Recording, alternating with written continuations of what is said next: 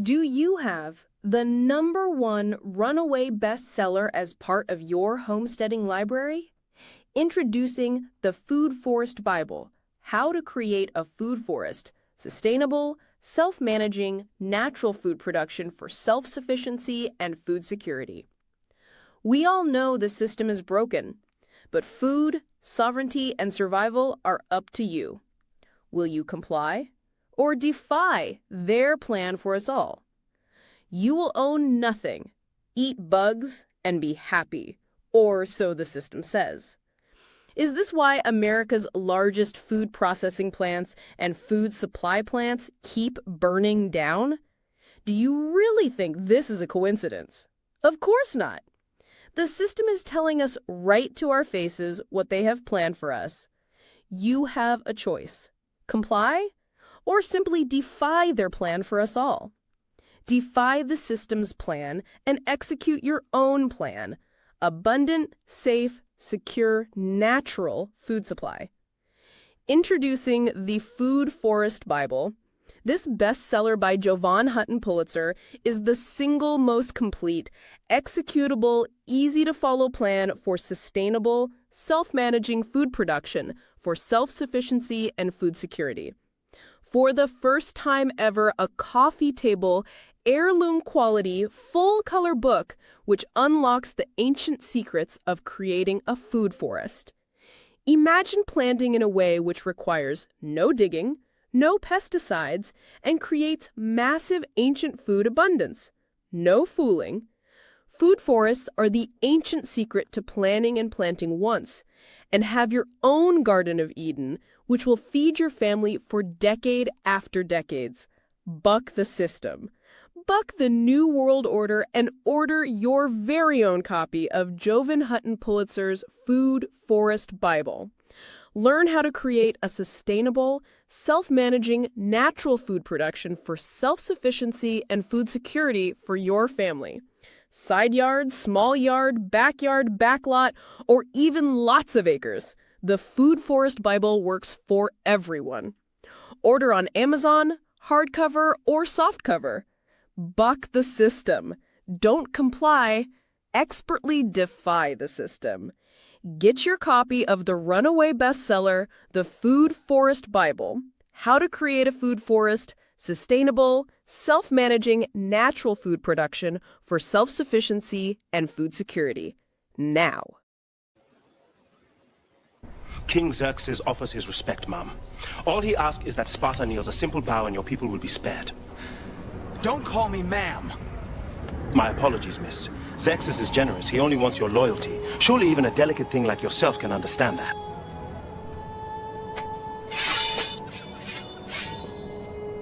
I said don't fucking misgender me! Ma'am, calm down. No need to get emotional.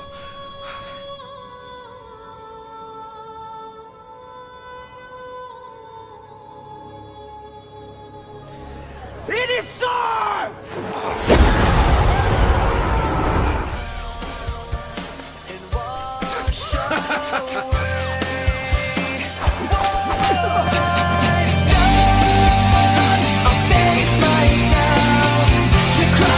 Have you gotten your copy of the best-selling book, Countdown to Chaos? The Silent Federalizing of Elections? On November 3, 2020, something happened in America. Something that caused millions of citizens to stop, stare, and ask one terrifying question. What just happened to our country? That night, America watched as confusion spread across the nation.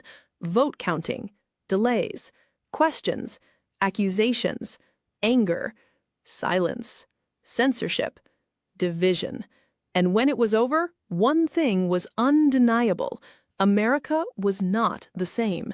Trust in elections was damaged. Trust in the media was shattered. Trust between citizens was pushed to the breaking point. Countdown to Chaos is not a casual read. This book will make you mad. Then it may make you sad. And then it may make you furious. But anger is not the problem. Unfocused anger is. This book takes that confusion, that frustration, and gives it direction. because before people can act, they must first understand. Inside Countdown to Chaos, you are taken on a chronological journey through the who, what, when, where, why, and how behind the modern election system. How was the system built? Who influenced it? When did it change? Where did the power shift? Why were so many Americans left with unanswered questions? This book asks the questions many people were told not to ask. Was the chaos accidental? Was it predictable? Was it manufactured?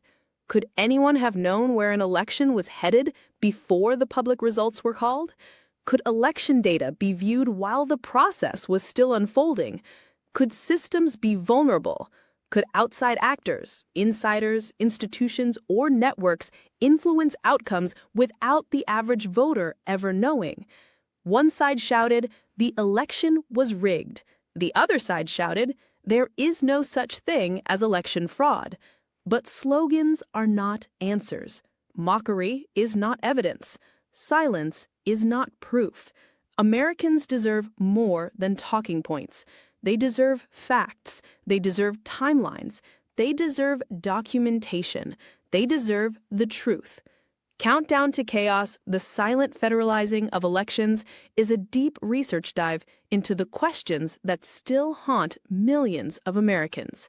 It is carefully researched, it is presented in chronological order, and once you see the system laid out step by step, you may never look at elections the same way again. But be warned, do not open this book if you are comfortable staying asleep. Do not open this book if you cannot handle hard questions. Do not open this book if you still want the blue pill. Because once your eyes are opened, there is no going back. Get the answers, follow the timeline, see the system. Read the bestseller, Countdown to Chaos, The Silent Federalizing of Elections. Available now. Get your copy today. Hey guys, welcome to the program. You know what?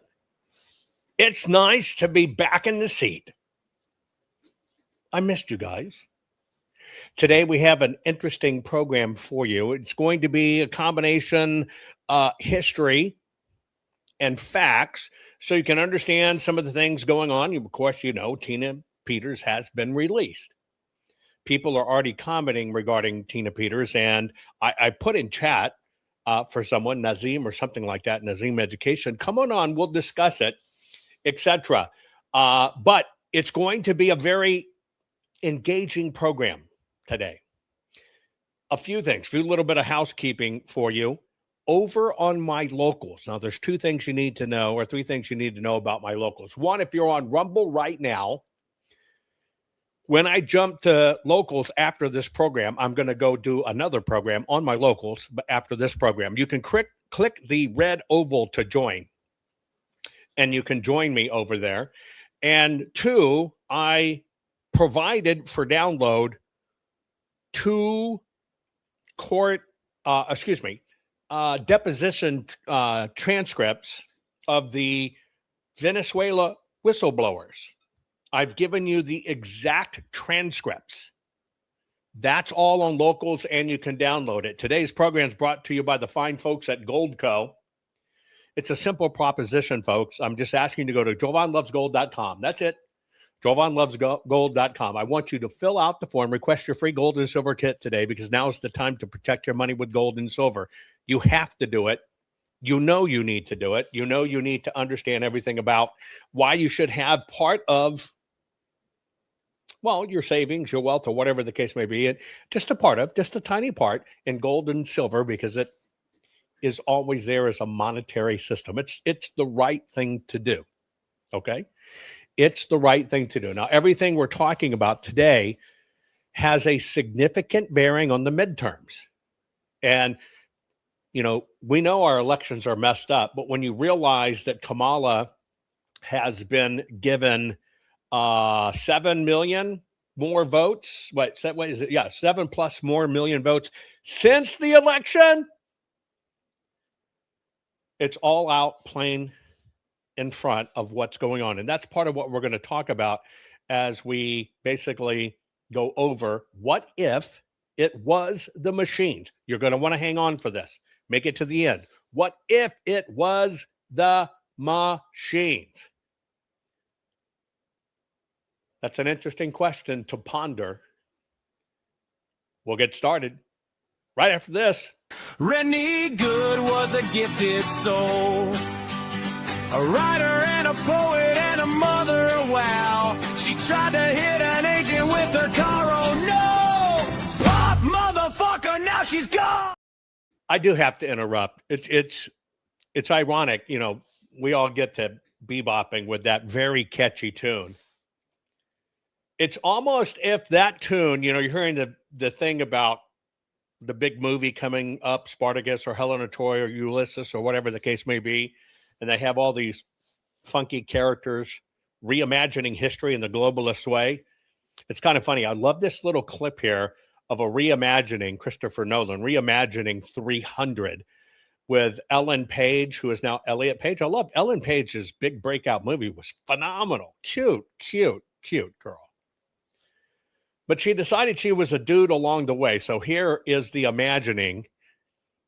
I'm going to play it for you again. The imagining of her playing, you know, the lead in 300. King Xerxes offers his respect, ma'am. All he asks is that Sparta kneels a simple bow and your people will be spared. Don't call me ma'am. My apologies, miss. Xerxes is generous. He only wants your loyalty. Surely even a delicate thing like yourself can understand that.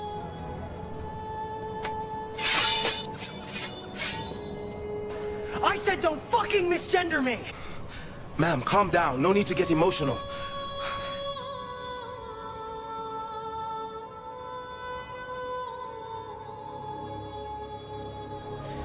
It is sir!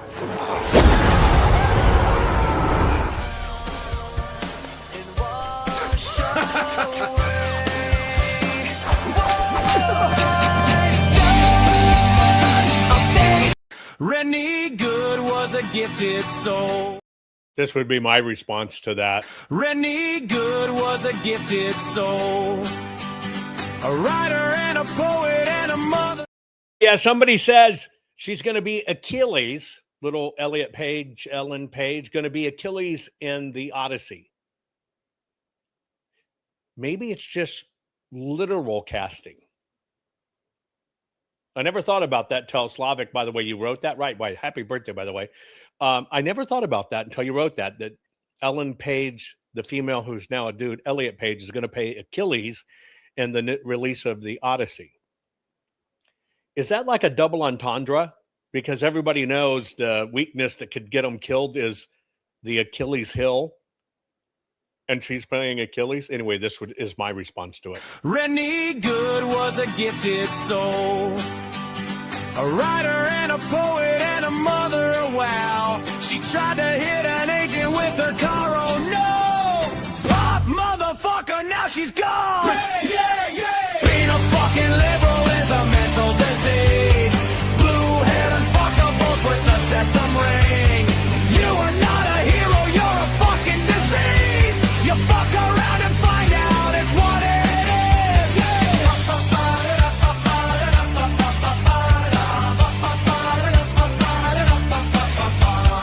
Jeffrey Pretty was a Jewish homo. Started talking shit to protect a chomo. He was getting nicked when he pulled a gun. Bam, motherfucker, now you're gone! Yeah! Being a fucking liberal is a mental disease. Blue-haired and fuckables with a septum ring. You are not a hero, you're a fucking disease. Fuck around and find out what that is.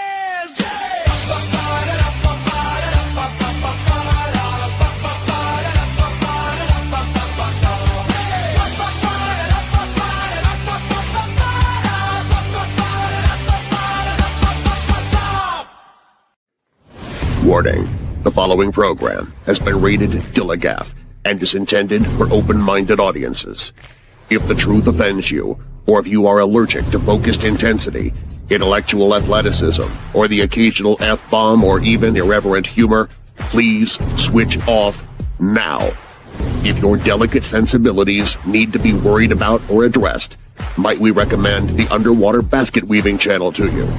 Otherwise, sit back, enjoy the wisdom, insight, and wicked sense of humor. Cut the crap.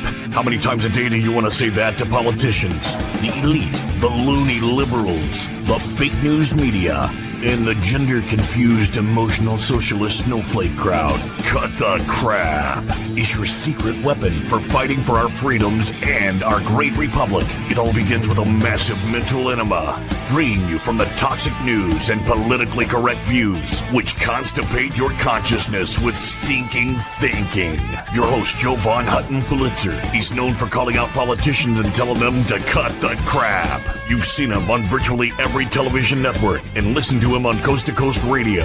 And now he's here to help you learn to fight for America. Culture, race, and American politics. They all have one thing in common. They all need to cut the crap. Now, here's your host, Jovan Hutton Pulitzer.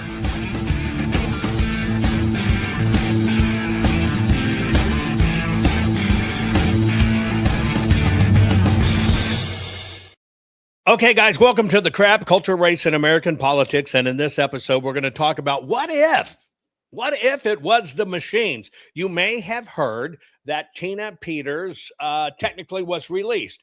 We're going to go into this. By the way, there are 2 downloads that go with this program. They're over on my local, JovanHuttonPulitzer.locals.com, 2 downloads. And as soon as I finish this broadcast, I'm going to hop over to Locals. As you know, we just did Mega Marathon Week where I wasn't live. You were catching up on old stuff. I'm going to explain why I wasn't on the air.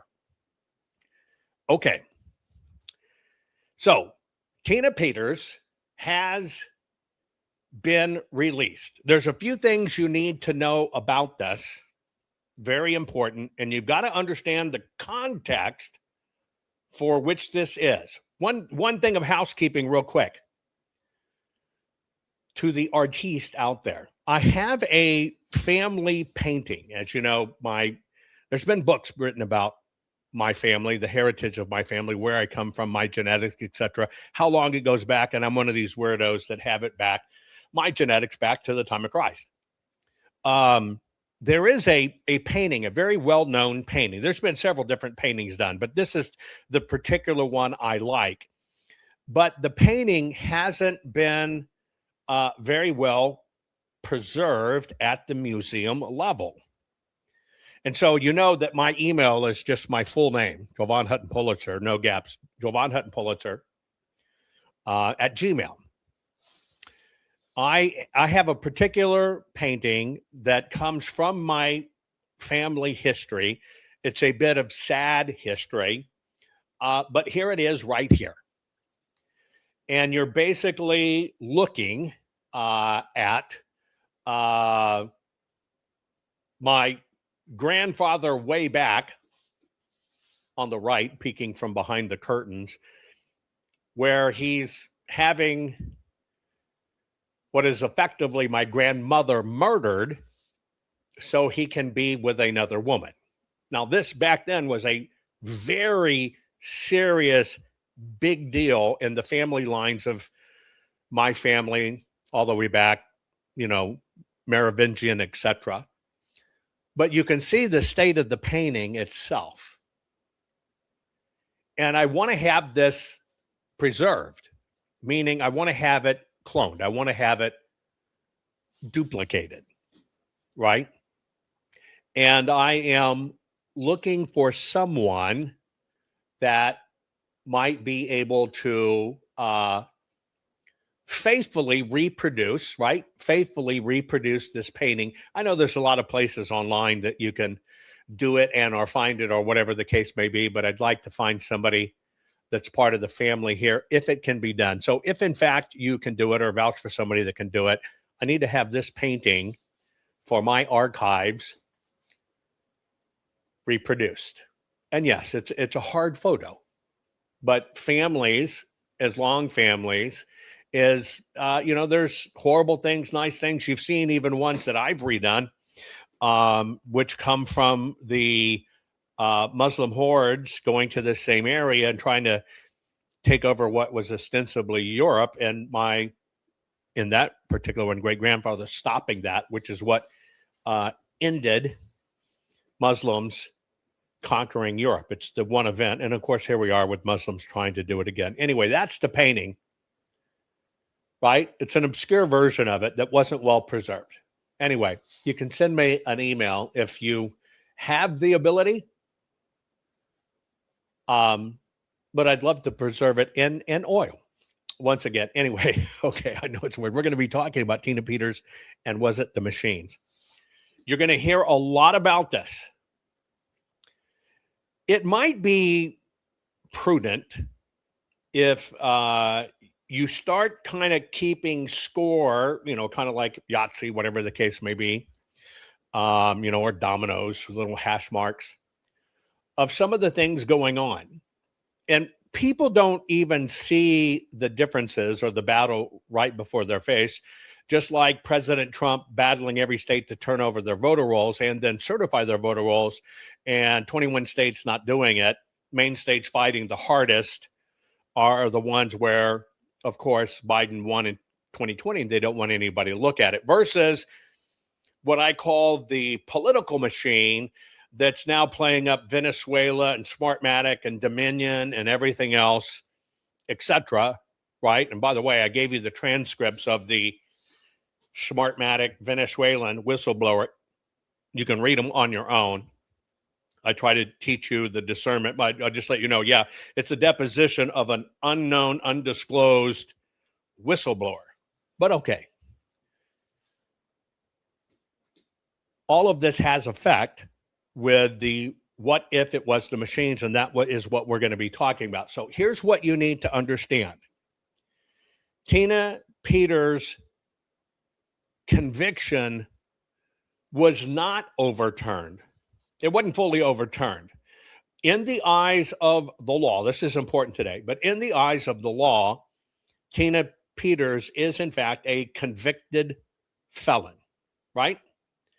Now, what they convicted her on was allowing unauthorized access to voting machines during 2021 to investigate the election claims.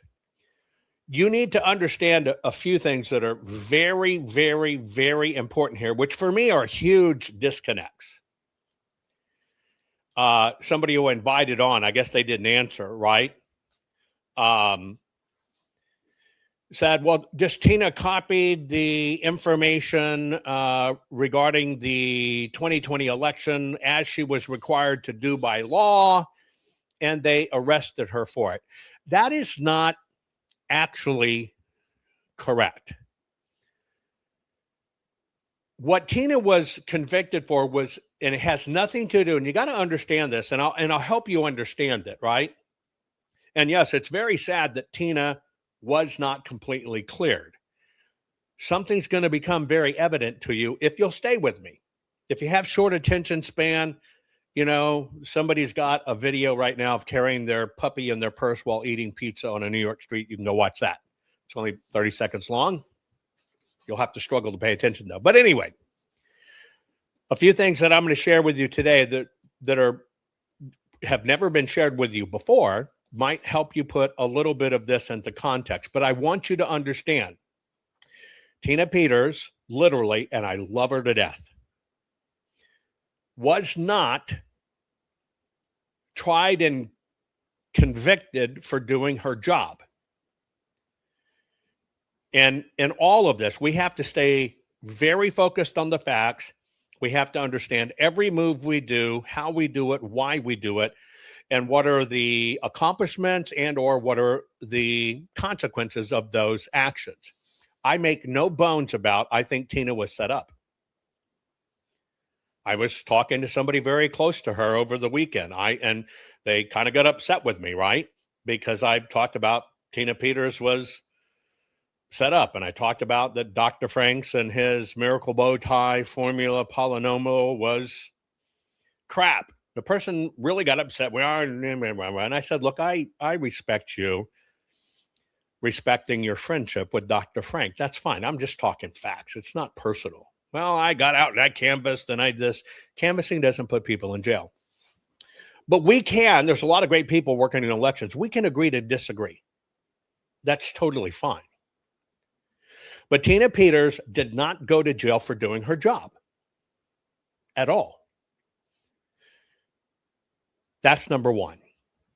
What Tina Peters went to jail for, she was convicted and got a 9-year prison sentence. What Tina Peters went to prison for was unauthorized access to voting machines and data. And it wasn't that she was backing up her data. No, it was not. That part of it had already been done as a normal course of optics. In a very short condensation here, Tina got caught with so-called election experts saying, hey, we think something happened across the United States. Let's maybe look at yours and maybe you can help us and we can all figure it out. Tina had no problem. Tina's on public record of saying she certified her election. There was nothing wrong with it. But she got caught up in a big promotion of it's the machines and we're going to melt them to prison bars. What's really curious to all of this, because I've said this, you can go walk back. I've done marathons on this crap, but I got to set this up so you understand where we're going. You know, I have no idea, right? I have no idea why anybody on the record with people that are trying to protect their ass and part of the system saying, with Tina saying, no, I can't let you into the system or I can't get access. And people, primarily Dr. Frank, saying, don't worry, we got people that could do it. They won't know. That's a crime. But is that a crime of Tina? No, that's a crime of the other party. I also do not understand why during the act of having people in disguise and accessing the data under false pretenses, I have no idea. I really don't. I just have no idea why Code Monkey or those guys there would be doing FaceTime with Patrick Byrne talking about it, right? And then on the screen, they show enough of the screen to see the passwords to the system, which, by the way, Jenna Griswold did herself.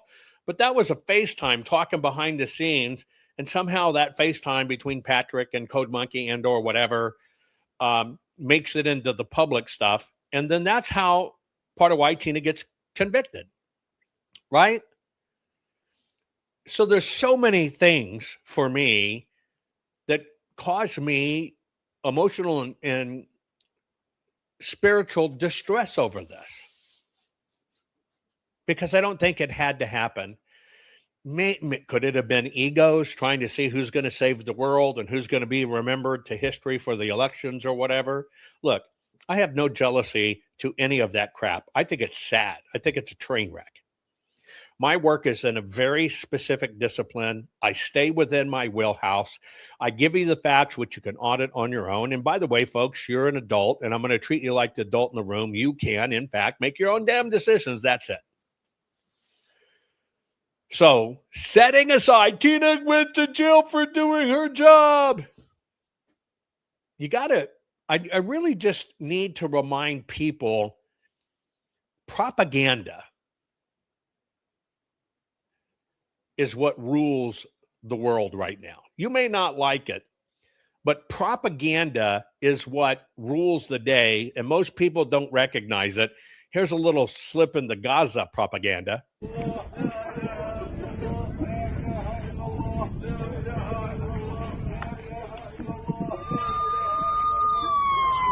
Yeah, it's a Gaza death of a kid. Here come the sirens for bombs are coming.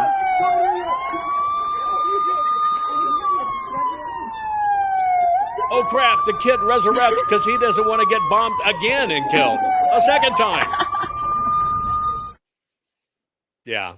Or this racket. which is kind of like the election racket. We are heading for mass extinction. There you go. That's it. End it there. As humans destroy our own habitat. That is the no holes barred message from climate change expert Guy McPherson from the University of Arizona. Last time I spoke to you, 2014, and you sort of, snatched any hope of a future from me and my family.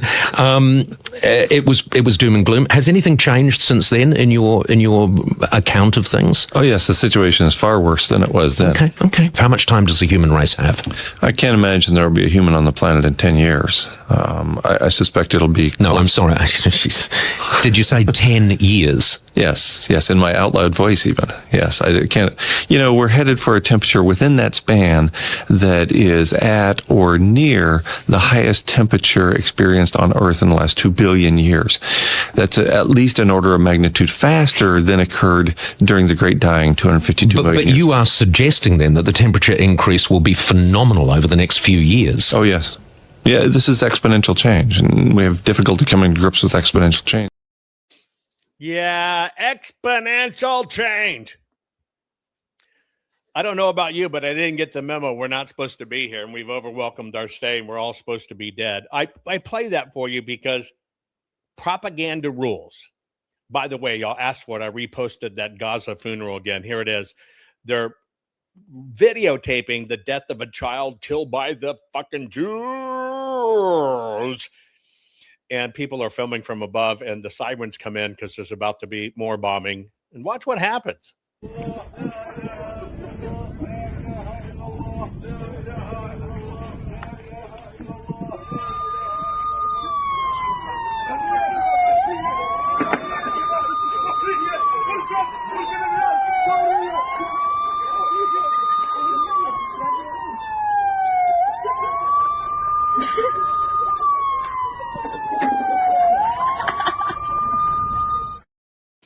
Well, that's kind of the psychological warfare that we're all involved in. And yes, even this election stuff, there's crisis actors, there's psychological warfare, there's central casting, all the standard crap.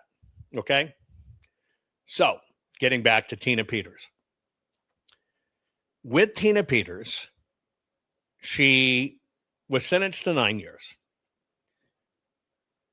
Quote unquote, to try to prove unproven 2020 election claims, which, by the way, legally was correct because Dr. Frank said, I just want to test my theory. It was I need some place to prove my theory. So quite literally, they talked Tina into it. And it remained unproven, etc. Okay. So basically what happened, there's been this battle back and forth to get her out, which I want to happen, and I'm so glad it's going to happen. I don't know what iteration she's going to be in, and a lot of people that helped put her there have become her heroes, etc. That's my own personal opinion. But just the other day, Governor Jared Polis commuted her sentence. He reduced it from 9 years to 4 years, 4.5 months, roughly half. Okay, citing her age, etc. At the time it became permanent, she'd already been in prison for 60 days. She had to issue a statement saying that she acknowledged she broke the law and that she violated the public's trust. Right? That can never be removed from the record, and that's what everybody on the left or the rhinos are going to say. Well, she admitted she was wrong. So she is set for release June 1st. There are certain conditions under her release, and she will be totally fine as long as she doesn't do anything to jeopardize her parole. She can continue to speak as a public figure in election integrity circles. She will not get any more prison time or have to go back to prison unless she violates parole. Good for Tina. I'm glad she's out.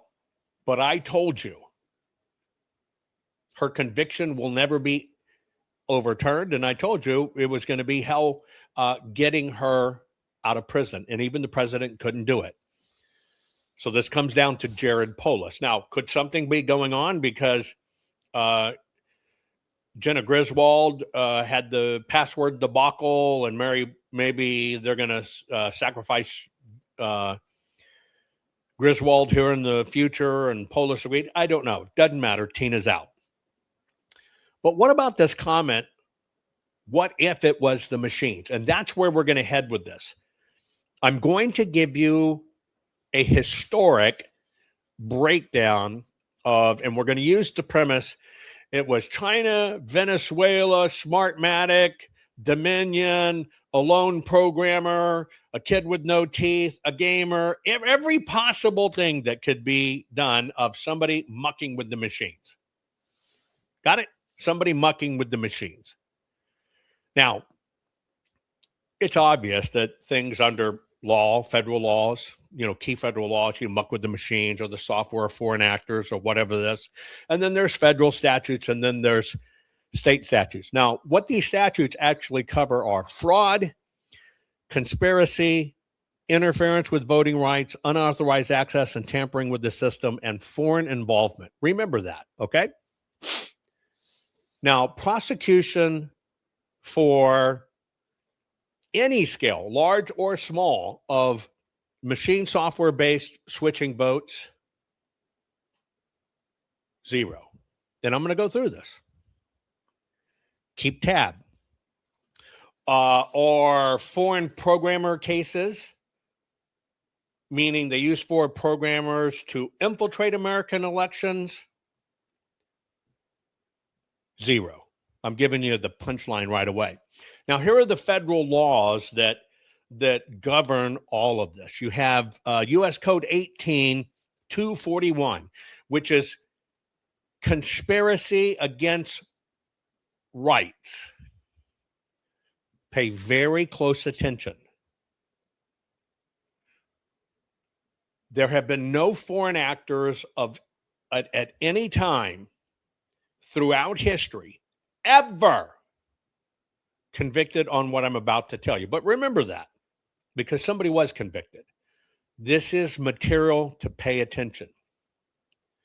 The premise is very simple. What if it was the machines? That's the premise. Okay?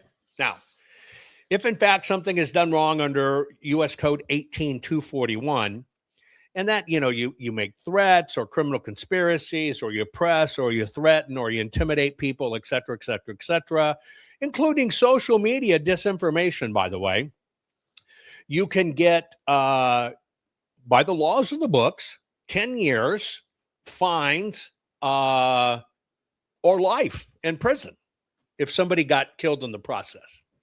The next thing is U.S. Code 18, same thing, 245, which is called federally protected activities, which means you can't force somebody, you can't threaten somebody, you can't intimidate somebody voting in federal elections. The next law that comes into this is U.S. Code 52. And by the way, I had to educate lawmakers back in 2020 on this. They didn't even know a lot of these things, but that was keeping records. But U.S. Code 52, 2511? Yeah, 2511 is the National Voter Registration Act.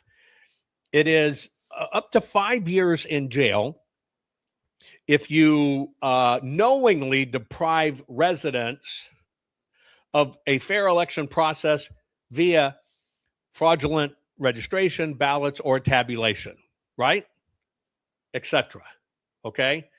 And so this covers if there's fraudulent votes affecting the counties. Next is U.S. Code 52-10-307.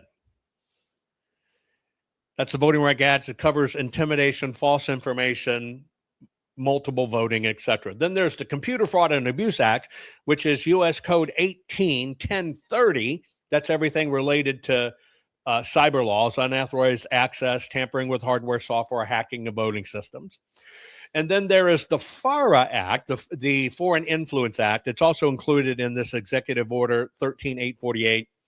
Hacking, disinformation by foreign nationals, yada, yada, yada. There's U.S. Code 18597 and 594, which is intimidation, general conspiracy, tampering with software, tampering with voting systems, tampering with machines, tampering with hardware, tampering with source code, blah, fickety blah, fickety blah. Okay? In all the related time of history, now pay attention. In all the related time of our elections and these laws being on the books, how many prosecution and convictions have been successfully adjudicated based on these laws? Put it in chat. How many prosecutions, convictions have been, prosecution and conviction, that's two things, have been successfully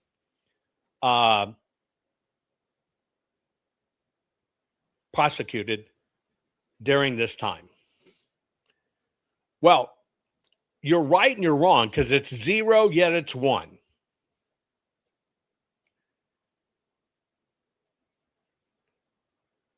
It's 0, yet it was 1. It's 0 if you look at the real facts, but it's what they convicted Tina Peters for. Yeah, that's right. Tina Peters is the only case in American history that had ever been charged on any of these statutes and convicted. The only one. It's going to get more wild here in a minute. Trust me. So you're going, wait, it's the machines, it's coding, it's this, it's that, it's this, it's that, it's that, and this, it's Sequela, it's Sequoia, it's Mamatoya, it's multifractifunctionals, it's quadriplegic fractodactyls, we've got Dominion, we've got Antifa, if you set Tina Peters aside, there's 0 goose eggs. 0. But the one case they now have on the books, the singular case they now have on the books, is Tina. Now, I want you to go back. I told you a long time ago, when we're bringing out the paper evidence in Maricopa and we're dealing with it in exact details, do you find it a coinkydink that a little over a month later, before we're going to do it, here comes out the Cyber Symposium and here comes out Tina, when we're going to be talking about papers and they're going to turn it to China, Venezuela, Fuckatoya, Krakatoa, and all this other stuff? No. I don't either. Now, I told you it's very conspicuous to me of how fast they did that conviction that came out 1 month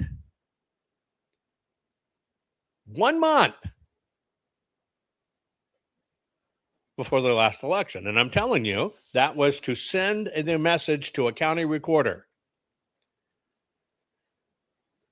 Don't you try or do anything, work with anyone, or we're going to ruin your life. Here's the example.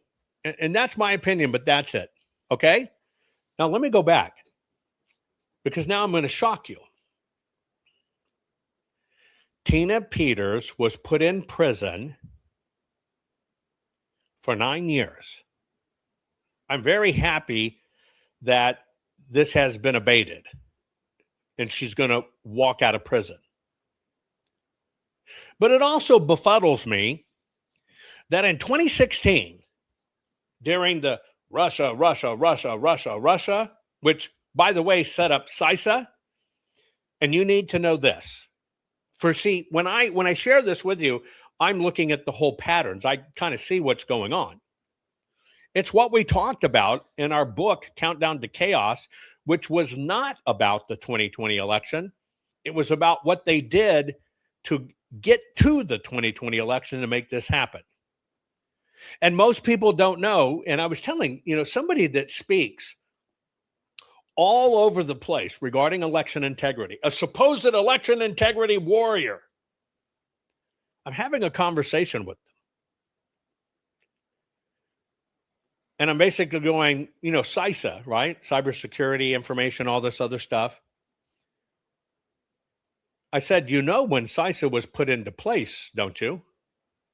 And they go, no, well, it's been around, like the Election Assistance Commission, right? I said, no, it was only put into place in 2017.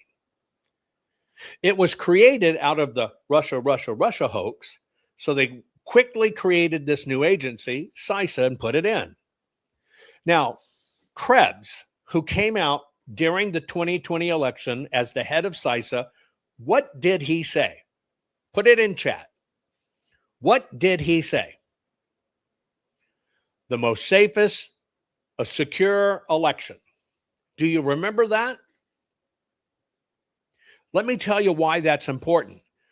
So this agency created during the Russia, let's get Trump hoax, put in place, even before the election is over. Many states were still counting. Even before it was over, he was on a media tour saying this was the most secure election ever. Now, here's what you don't know, and here's what I'm surprised when I share it with somebody in election integrity that's a supposed leader. I'm going, do you know how the law works? It's not the Election Assistance Commission that actually begins any of this process. The legal authority comes down to CISA. And here's what has to happen. CISA is the only one that can say, oh, wow, we thought there was interference. We think there were bad actors. Something went wrong. Now, it requires that by law. What that trips is then that puts all 50 states on notice. CISA, the governing body, thinks something has gone wrong. What it does is it transfers to the state to saying, you got to get on this. We've got to investigate it. You must have that step. Let me repeat that. You must have that step.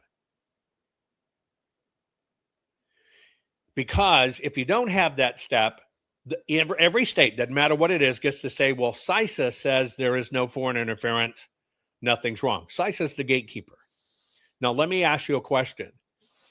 This brand new agency, during the time it was Russia that got Trump in, it's what opened up everything. That one statement gave every single state a pass, a legal pass to do nothing. Why? Because CISA hadn't declared there was a problem. And they said it was what? The most safest election ever. That was the single sentence that changed all of our destiny. The single sentence.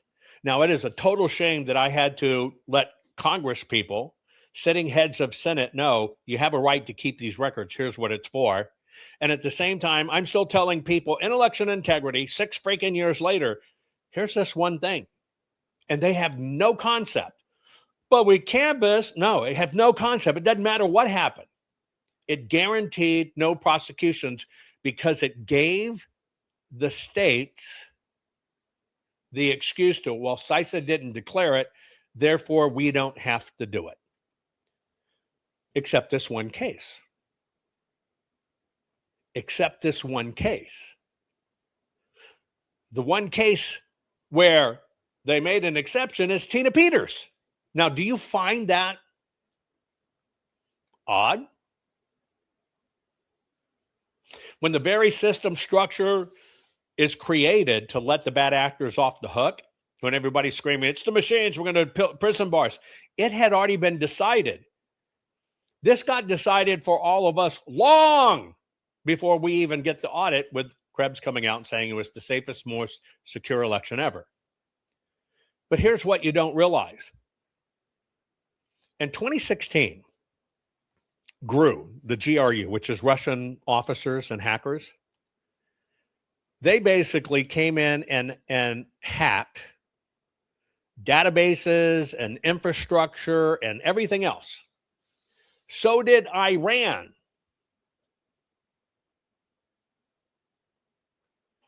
In 2016, so did Iran. So did Russia. They were foreign actors. It was there. Not a single case, conviction, prosecution, or anything. But yet the one prosecution that falls in this freaking category falls on the shoulders of Tina Peters. Now, I find that very odd because, see, I told you I believe Tina was set up. She was set up to send a signal. It was to tell people to shut the freak up. Don't question. They went right for the county recorders in a red place. Great trauma story. We're going to put you in jail, and they did. Okay? Period. Now, there is one other case that's not about vote switching. So you got to ask the question, okay, if there wasn't foreign entities involved, and we've never brought any case against foreign enemies, and everybody's telling it's Venezuela, it's Serbia, it's Kazakhstan, Fill My Krakistan, it's all this other stuff, right? You're seeing all this directly opposed to what President Trump is focusing on, the voter rolls, where it should be. But you see influence heaven. No, it was Venezuela, it was this, Sequoia, Smartmatic, Krakomatic, Krakatoa, all this other crap, right? All the stuff, same stuff's coming back. If you take out the foreign actors, and say, okay, well, what about vote switching? We got to at least have a case about vote switching. Do we have any prosecution? We have one. One. So now I've taken out the foreign actors. On the books, one case.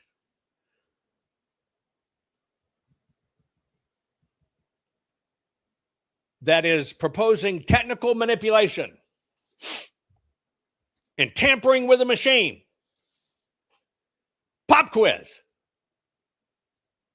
What is that case? Who was that conviction? They tampered with the machines. We saw it. One case. Absolutely proven tampering with the machines. We saw the votes switching on TV. It was the machines, they did it on the machines. Well, truthfully, historically, they have one case convicted. Not none, they have one. What case is that? Oh, by the way, it's the same case for Tina Peters. Yeah. In all the archives of all the cases, all the case law, when it comes down to it was done because somebody tampered with the machine, what is that conviction? Tina Peters. Now, do you find that a coincidence at all?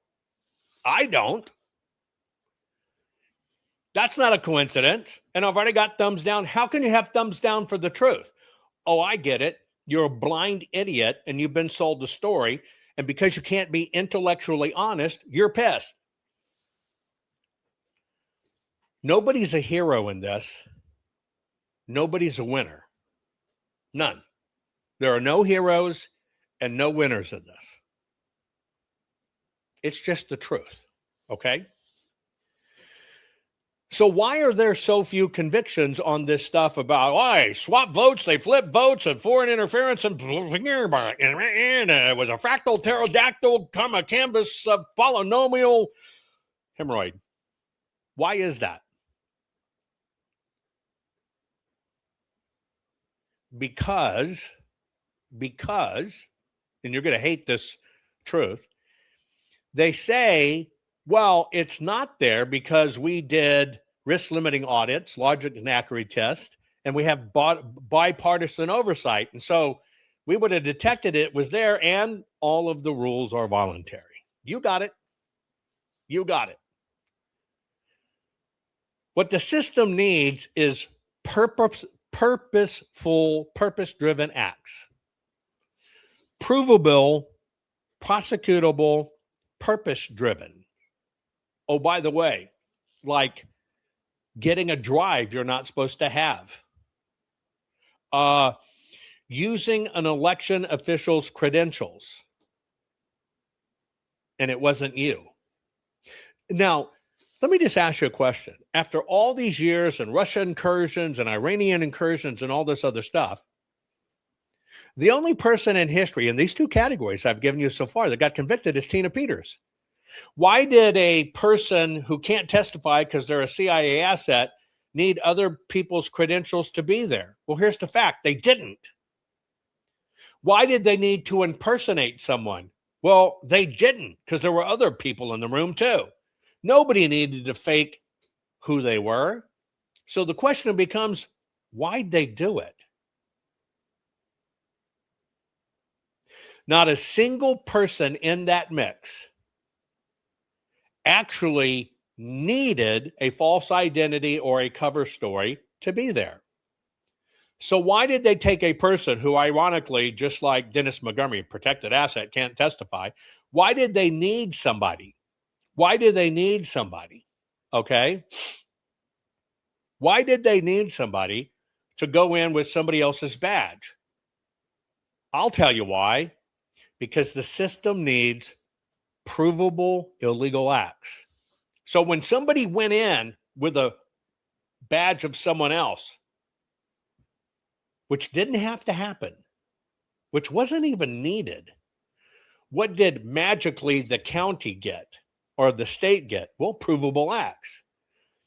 When Tina is taken away to the cyber symposium and Code Monkey says, well, I've been told by my attorney this might have been stolen and it might have been a criminal act. Why do you do that? Well, they needed that because that was the message. Who went to jail? Tina Peters. We didn't get PCAPs, but we did get to know who Tina Peters was because of it. See, I'm amazed how many people don't see this. But when you just look at the case, the only thing they can do when it comes to the machines is you've got to have verifiable, provable acts to focus on. Did they take a drive in an unauthorized manner? Yes. But none of the people who did it got in trouble. Did they need somebody basically like impersonation? That's one of the key things. See, it falls under prosecution. You got to show tampering. Well, that's how they took the drive. You know what else you have to say? You show when you can't show illegal voting? You got to show impersonation. That's the conspiracy. You got to have other people do impersonation and the executive get charged. Well, how do they have conspiracy? Tina and all these other people came in. What are the odds that the only prosecutable things that the state needs is you also got to have impersonation in there, and holy shit, they get it. It doesn't matter that Tina Peters didn't take the drive. You got to get very focused on this, folks. I told you they need to show conspiracy. It means Tina got with these people, conspired to get it. She allowed them to do it. Therefore, Tina was responsible. It doesn't matter if Tina didn't take the drive. They don't care. It doesn't matter if Tina didn't do the impersonation. They don't care. They need it to be a conspiracy. What are the odds? In the Tina Peters conviction, they get every one of the focusable, provable acts they need by law. What are the odds? So you're focusing on, but Tina didn't take the drive. Why don't you embrace this was a con? Why don't you embrace they set her up? Why don't you just look at the facts, which I'm trying to give you, just look at the facts and make your own decision. Next. What crimes do we have regarding foreign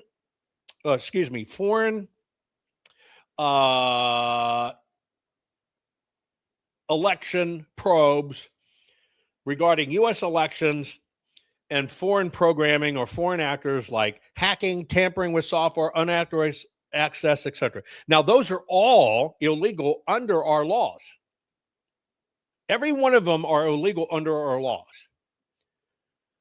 Now, what laws do we have to target that aspect of direct criminal prosecution in courts that we can do it? Well, here's the laws. You need to know what they are. Get ready. If you want to write them down, fine.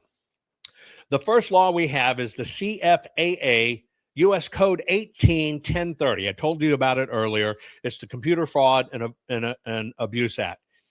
Protected computers. These are called protected in computers. You can get 10 years in prison. And it applies, by the way, it applies to foreign nationals hacking votes and or software. Pay attention, foreign nationals hacking voting machines and software.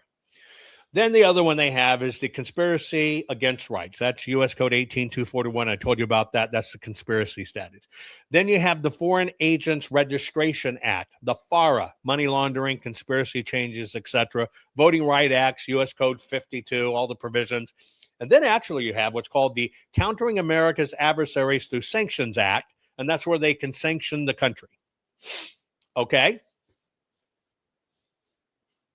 So now let's deal with this. Venezuela, Serbia, Kazakhstan. Insert any country.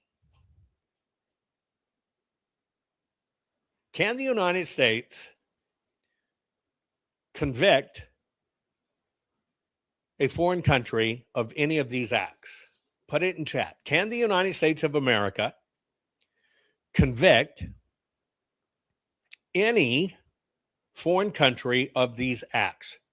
Put it in chat, yes or no. Can they convict?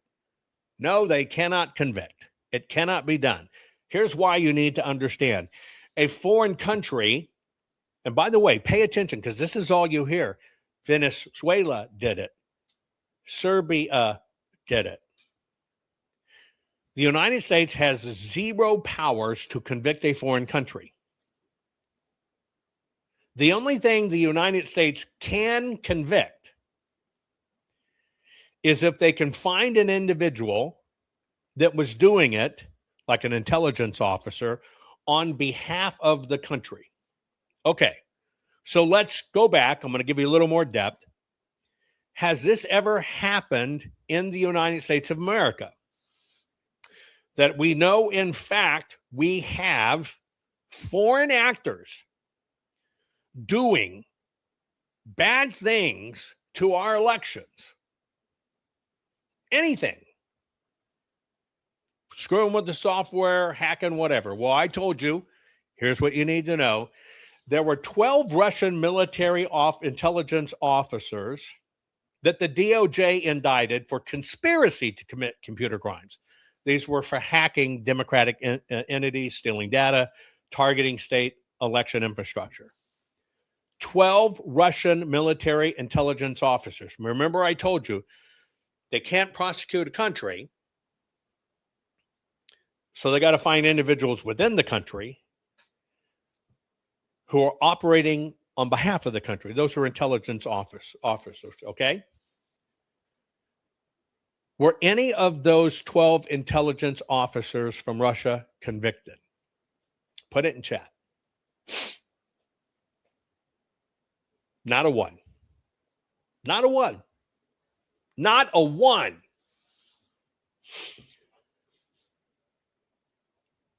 Here's what I'm getting to the point of: manipulating the software, manipulating the machines, changing votes, swapping data. And I'm now laying in also foreign actors, and we know it was foreign actors. Zero. Iran did it too. Iran did it all through the 2020 election to the 2024 election. Okay? And under the acts that are called Countering America's Adversaries Through Sanctions Act, they proved it was Iran. And they proved it was vote-related access.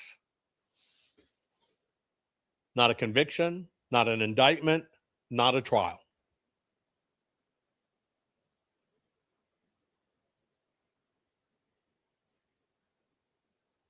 Not one. Not one.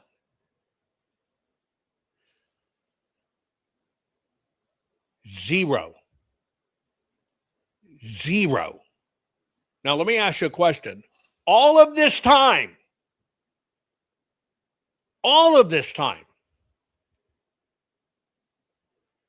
talking about with China, it's Serbia, it's Venezuela, it's this. Well, they have an office in Serbia. So the freak what? It means nothing. It's not against the law. But they do it. And he posted a Satan hat on his website. But we canvass and everybody believes that.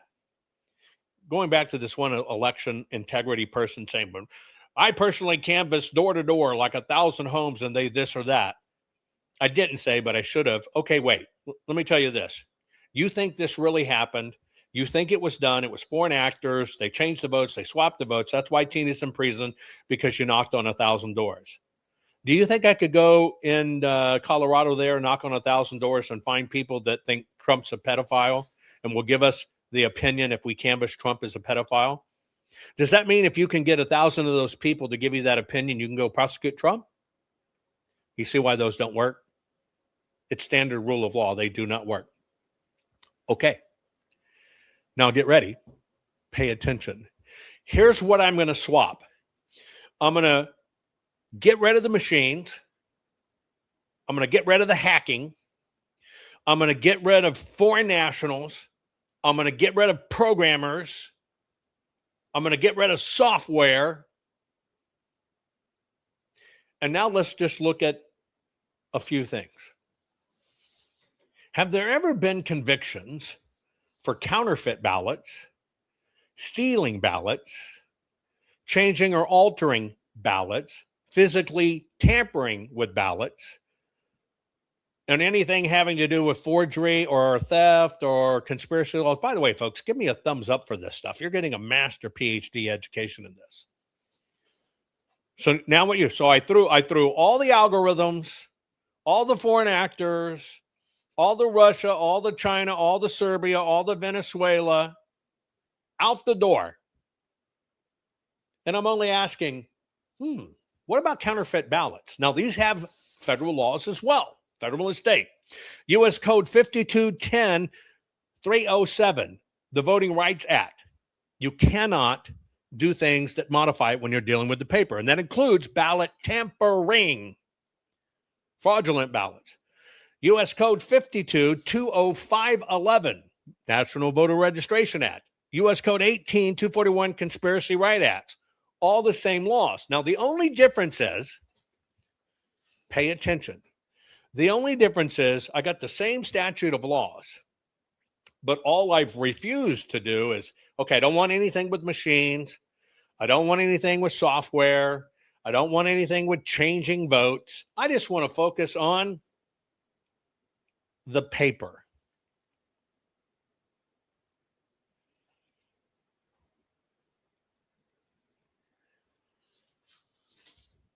In law, state and federal law, if you have the paper, it is the easiest case to prove, and it guarantees both state and federal convictions. The last one was Michael Ozzie Myers in Pennsylvania.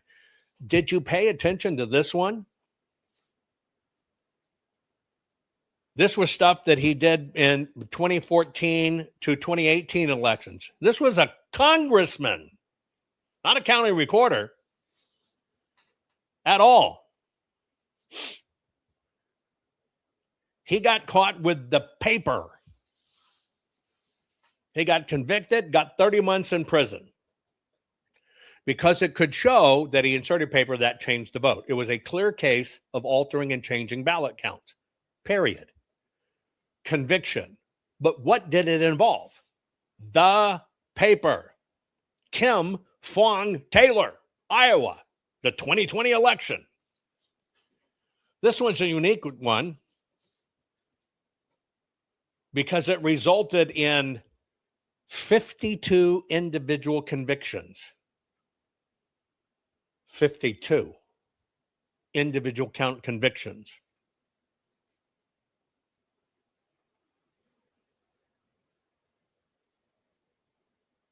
Yeah, she fraudulently requested, filled out, and submitted absentee ballots.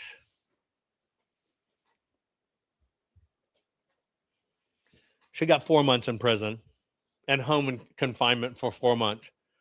But it was convictions, 52 counts, 26 false information, registering voting, 3 fraudulent registration, 23 fraudulent under federal statutes.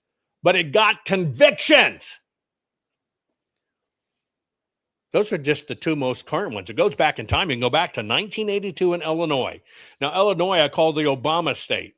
I think we can agree Illinois is as crooked as they come. Right? As crooked as they come. That it's been practicing crap, period. If I just took Illinois during that time, there were 62 indictments that resulted in 58 convictions. It is the largest single documented case of ballot stuffing, falsifying counts as a result of those ballots, etc. 62 indictments, 58 of the 62 were convicted. Now you understand where they learned to stay away from the freaking paper?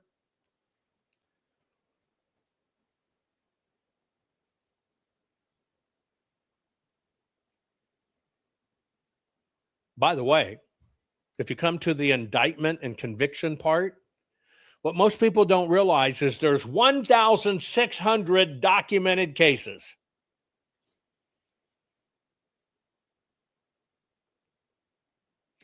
$1,600 documented cases, all involving the physical ballots. Yet here we are. The system has never, ever convicted people based on, oh, they swapped the votes in the machine or the software, the programs or foreign countries or whatever, until one person, Tina Peters. And conveniently, everything they needed to get a conviction on every single count magically happened in her case. What are the odds of that? Little old Tina Peters against Iranian hackers, Chinese hackers, Russia generals, and they could never convict any of those, but they get little old Tina Peters. It was planned. That's my opinion. And case law proves it. Yet here we are. Some people will say, well, Jovan's just jealous that we now know it was the Serbians with Venezuelans. I'm not jealous. I'm focused. I'm focused on what gets convictions and get it stopped. Do I think foreign bad actors do bad stuff in elections, influence, or whatever? Of course they do. Do I even waste my breath or time with it? No. Why? I want it to stop. So I focused decidedly from the very beginning. If the ballot is the only evidence you need, where you can show before and after, and the ballot speaks for itself, and we don't have to rely on anonymous whistleblowers, former CIA agents, former FBI operatives, and you don't have to rely on anything except one physical piece of evidence. What is that? The ballot. And when you weigh this is like in a court. That's why we have the scales of justice. It's called bopping, right? Balance of probability. The scales tip this way with over 1,600 cases, convictions, and all this stuff. And over here, you can even have some of the most horrendous countries in the world, and not a thing gets done. And the one little lone marker in the books in those two categories just ironically happens to be Tina Peters. Now, let me tell you how I look at this from the balance of probability scales, folks. What are the odds when the system pulls its big-ass trigger to do this and to make its balls-to-the-wall runs to take over the United States of America like they did in 2020? What are the odds? All of these things happened, but the lone little conviction is Tina Peters, and it's a textbook case of it. Textbook case. From the very people saying, it's the machines, it's the machines, it's the machines, it's the machines, it's a polydiagonal fracta pterodactyl diseasism. Swear to Jesus. Let's pray to Jesus real quick. Swear to Jesus. Straighten my bow tie. What are the odds of that? When even throughout history, with the face of foreign governments, even the entire force of the United States couldn't get anything done. Yeah, there's the little convenient fact she's a Republican, But you understand what I'm saying? None of this happened in a single party system, folks. This isn't Democrats against Republicans. This is deep state. And there's more activity on the right trying to convince people what it is when the president of the United States is focusing on what's right, saying, here it is, get these damn voter rolls, here it is. But everybody, wait for the announcement of the announcement. It was a pterodactyl of the pterodactyl, predactyl, ferdactyl. What are the odds of that, folks? You can see it for yourself. All of these people are paraded around. It's all a competition of influencers having a break-in story and this and that and that and this. But history shows you want to fix it, you want to get this crap out of there, you focus on the paper. So I discussed this because somebody recently said, well, I'm just jealous that everybody's talking about Venezuela and Serbia. No, I'm not. God bless every person in every way that works on election integrity. But there's productive work, there's busy work, there's bullshit work, and there's psychological warfare work. I work on the productive side. I want results. Period. I want results. And by the way, when the paper speaks, hey, I was supposed to be a mail-in ballot, but it wasn't a mail-in ballot, you know who the hero is? The paper. There are no bragging rights. It's just what the paper said. It's not somebody's opinion. It's not somebody's super secret, incredible polynomial discovery. It's not. So for everybody out there thinking about these formulas and the methods where you kind of got to look at them sideways, I'll go back for election integrity. Okay, we'll take Tina Peters' case. They said they canvassed 1,000 homes and 1,000 homes showed the votes were switched.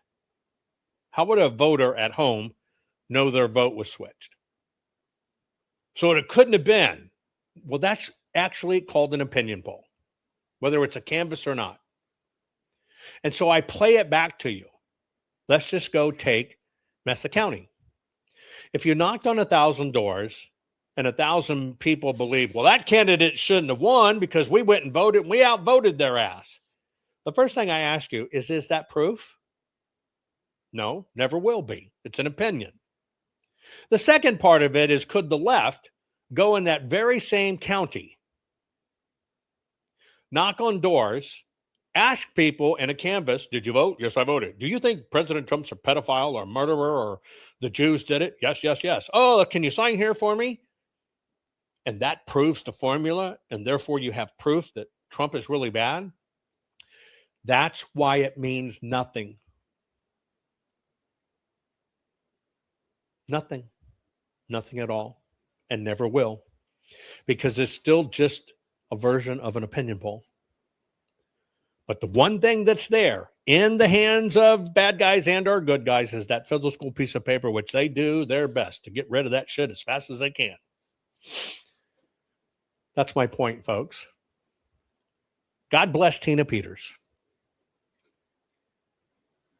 Is she a hero? She's been through a lot. She's been abused. She's been used. They've raised money off of her name. Right? The story's convoluted. In my book, she was targeted. She's even on the record. She had no problem in her elections until somebody says, well, look at this guy, come to this guy, come to this guy. Well, you know, if I just could have a place to test, we think it may have happened here too. And that she falls for it, but it's never her hands.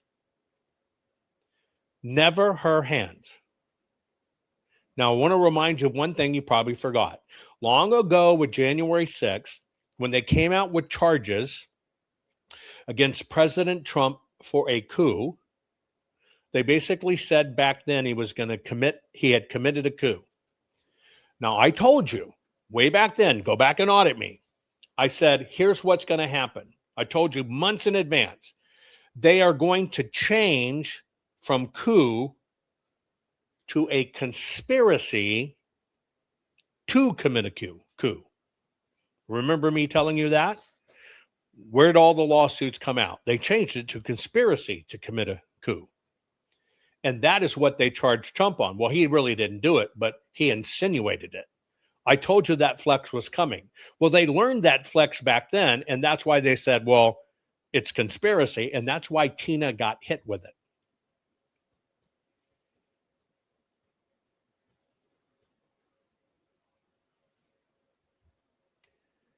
Do you think that's a coincidence? And do you think the very things, a lacking system that could never get a conviction before on machines, on software, or foreign actors could never, ever, ever, ever get it to happen, magically somehow got it on Tina Peters in both damn categories? What are the odds of that? I'm telling you, the odds are it was a setup. They knew what they were doing. They needed it in this category. And even though Tina's out, they'll forever go, well, she admitted to it. She was wrong and it was it. And she did this. And so, yeah, foreign actors on machines, assets, changing numbers, all crap. Okay, folks, I'm headed over to locals. Join me over there.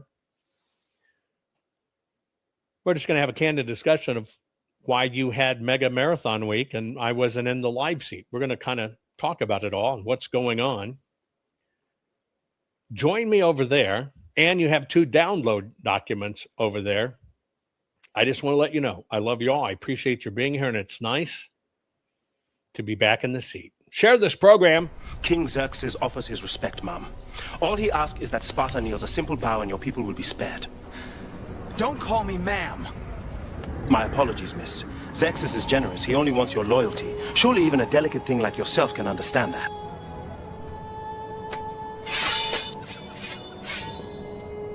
I said don't fucking misgender me! Ma'am, calm down. No need to get emotional.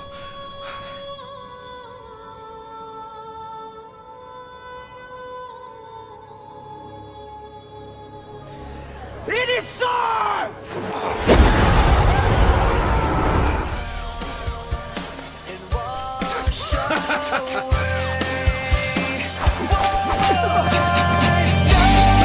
Rennie Good was a gifted soul, a writer and a poet and a mother, wow. She tried to hit an agent with her car, oh no! Pop, motherfucker, now she's gone! Yeah, yeah, yeah! Being a fucking liberal is a mental disease. Blue-haired and fuckables with the septum ring. You are not a hero, you're a fucking disease! You fuck around and find out it's what it is!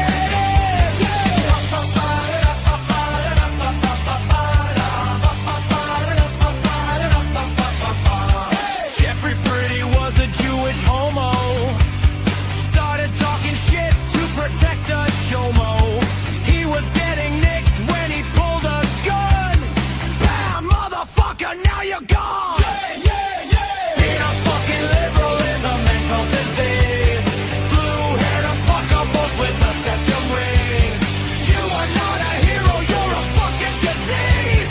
Fuck around and find out what that is!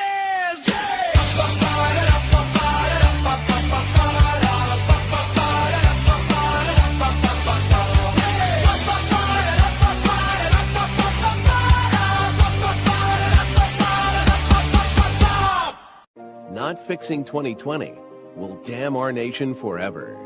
The historic Maricopa County full forensic audit effort processed 20,895,610 digital and forensic images of varying formats, resulted in 208 million individual evidence-proof files. The system processed over 58 billion forensic measurements, resulting in over 2 trillion individual base computations. No hopium, no hype, just hardcore forensic evidence. Please make sure the Maricopa County Full Forensic Audit Archives survive. Donate now. So if you want what happened in the 2020 election fixed, then please donate to protect and secure this historic evidence. We can't do it without you. We need you. America needs you. Our future needs you. Please donate now.